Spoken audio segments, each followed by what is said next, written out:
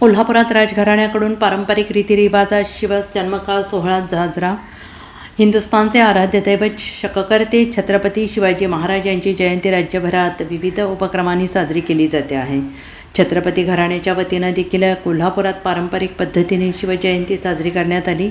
करवीर संस्थांच्या वतीनं पारंपरिक रीतिरिवाजात शिवजन्मकाळ सोहळा साजरा करण्यात आला. ऐतिहासिक भवानी मंडपातून नर्सरी बागेतील छत्रपती शिवाजी महाराज मंदिरापर्यंत पारंपरिक लवाजम्यासह मिरवणूक काढण्यात आली आणि त्यावेळी पालखीत छत्रपती शिवरायांच्या मूर्ती ठेवण्यात आली होती. नर्सरी बाग या ठिकाणी छत्रपती घराण्याच्या प्रमुख मानकऱ्यांच्या हस्ते छत्रपती शिवाजी महाराज यांच्या मूर्तीची विधिवत पूजा करत शिवजन्मकाळ सोहळा संपन्न झाला.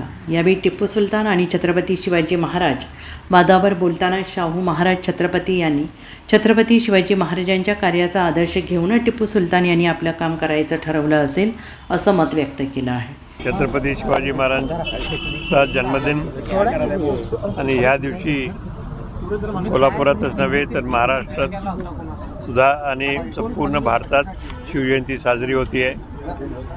आणि ह्या दिवसाच्या माध्यमातून आपल्या सर्वांना शिवाजी महाराजांच्या विचाराचा आचाराचा आपण लक्षात घेतो आहे आणि त्यांचं कार्य प्रत्यक्षात जनतेसाठी कसा त्याचा उपयोग करून घेता येईल, काय काय केलं पाहिजे ते आपल्या सर्वांना लक्षात येऊ शकतं.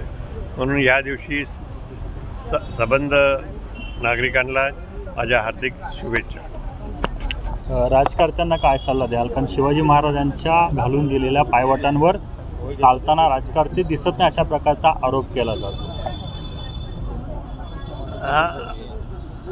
आता त्यांनी जो आदर्श आपल्याला दिलेला आहे त्याच्याप्रमाणेच आपल्याला चालत आहे. थोडाफार फरक होऊ शकतो आहे, पण जास्तीत जास्त त्यांच्या आचारविचाराचा आदर्श घेऊन आपल्याला पुढे गेलं पाहिजे.